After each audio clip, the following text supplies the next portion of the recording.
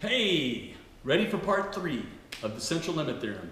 By now, we already know that if the sample size is large enough, no matter what the distribution of the individuals, the sampling distribution of the x-bars of the sample means will be normally distributed. But what do I mean by the sample size being big enough? So what I meant before was, if we remember that example that I started off with, if we had this non-normal looking distribution, remember I said mu x equals 10 and sigma x equals 2, right? That could be a normal distribution, but it could also be any other distribution out there as long as this area shaded in, the area is equal to 1.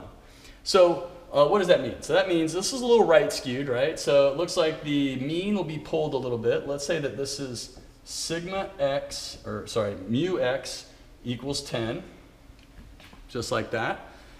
These are the individuals. You could think those as individual dice rolls, right? That's just rolling at one time. Now that's pretty not normal. We say this might take actually n equals 30 or more into my x bars. All that means is I'm going to pull 30 from here, and each x bar, it's going to have 30 in it. That's it. That's the average of 30 pulls from this distribution. The average of 30 pulls from this distribution.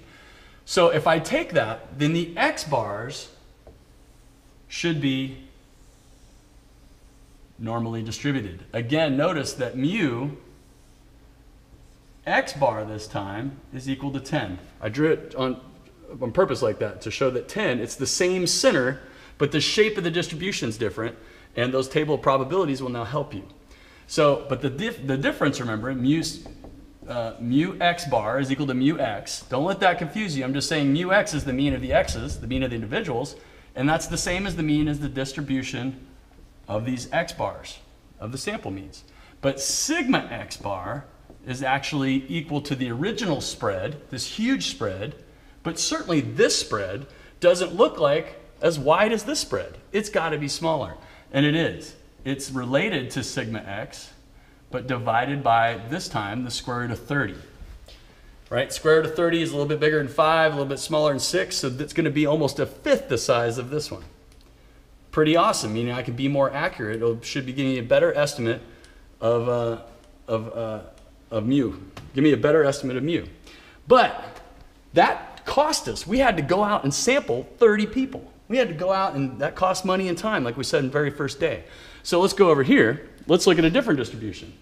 Let's say that our distribution is a little more normal, right? In fact, let's make it a little less normal, but a little more normal than the other one. That's almost a normal distribution. Here we wouldn't need 30. Maybe say 17 would be enough. We're going to put 17 in our x bar. We'll still say that that equals 10, equals mu x. So mu x still equals 10 and sigma x equals 2, but it's a little bit different of a distribution.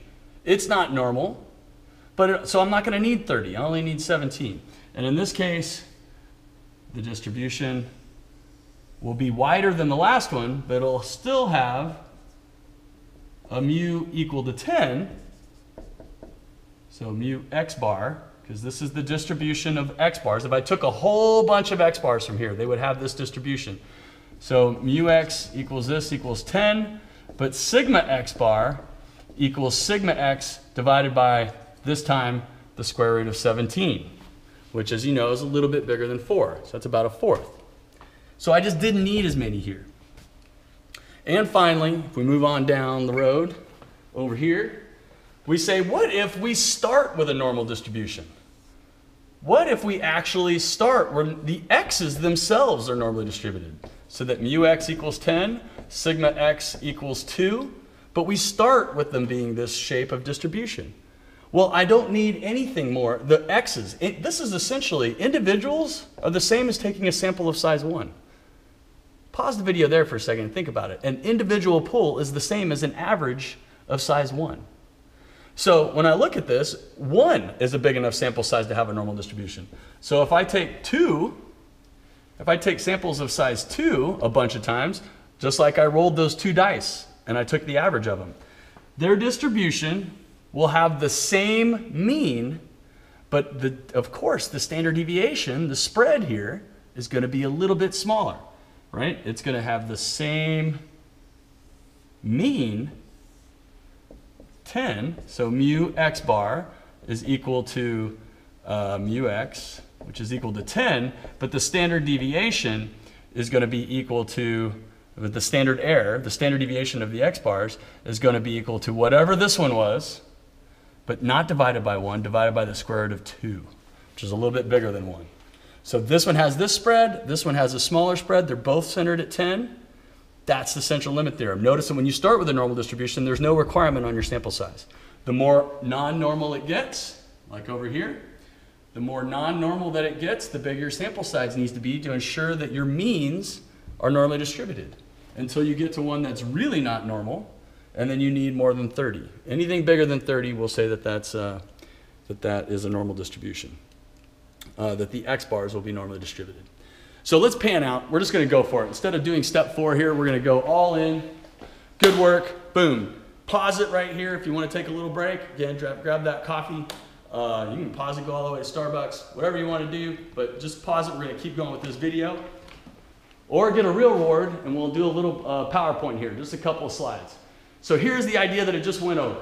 This is for samples of size n larger than 30, the distribution of sample means can be approximated reasonably well by a normal distribution, which don't forget the big picture. The only reason we care about that is because we have that table. We know how to easily find probabilities with normal distributions. So, and the approximation gets better as the sample size n becomes larger. That's what we just saw on the board. The second piece is, if the original population is itself normally distributed, then the sample means will be normally distributed for any sample size, not just the values for n larger than 30. And that was shown right here. If the original distribution is normal, we don't have a sample size requirement. The means will be normally distributed no matter what. But remember the standard error, the standard deviation of the sampling distribution of the means, right? This is the distribution of means, will be a little bit smaller than it is up top here. Okay, back to the slides. So back to the slides, we have, so in short, again, this is another look at the central limit theorem. If n is greater than 30, or the original distribution is normal, the mean of the sample means, mu x bar, is equal to mu x. And the standard deviation of sample means, sigma x bar, is equal to sigma x over the square root of n, often called the standard error of the mean.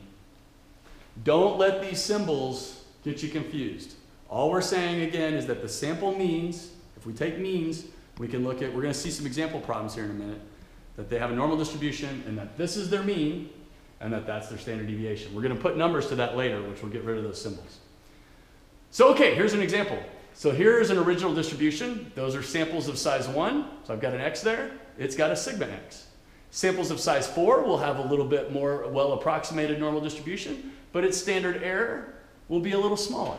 And look at n equals 7, it's becoming more normal, and sigma x bar is a little bit smaller than it is up here.